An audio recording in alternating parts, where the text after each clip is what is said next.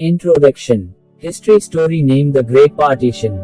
The Partition of India in 1947 promised its people both political and religious freedom through the liberation of India from British rule, and the creation of the Muslim state of Pakistan. Instead, the geographical divide brought displacement and death, and it benefited the few at the expense of the very many.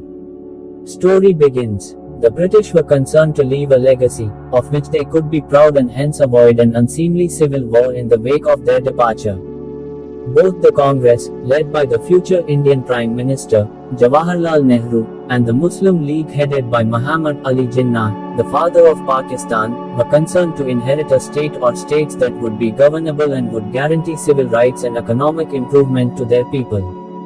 The negotiations had reached a stalemate by late 1946. Mountbatten arrived in Delhi in early 1947, rapidly decided that partition was the only solution, convinced the leaders to agree to the plan by early June, and then announced, to everyone's amazement, that the transfer of power would take place in mid-August. This grand narrative, with Mountbatten as the master of ceremonies, has remained dominant for far too long. Questions about Mountbatten's judgment have emerged in recent years, but the politics of the partition settlement have generally remained at the center of historical focus.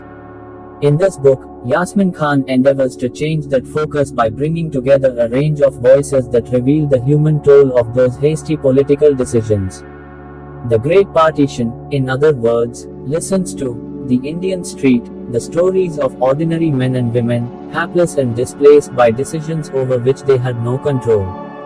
Hindus, Muslims, and Sikhs fled for their lives to opposite sides of a frontier that was not defined until after Independence Day and its attendant celebrations.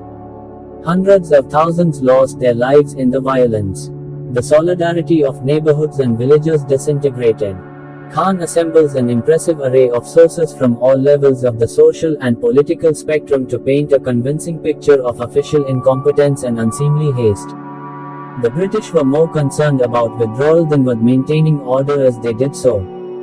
The political leadership, who should have been better prepared for the possibility of violent mass migration, remained remarkably insouciant, convinced that once power was transferred, all would be well. No such luck. This dramatic account brings in much-needed ground-level detail and opens up partition stories to more varied interpretations. It is accessibly written and I recommend it as a much-needed revision of the official partition histories of decades past. Ended.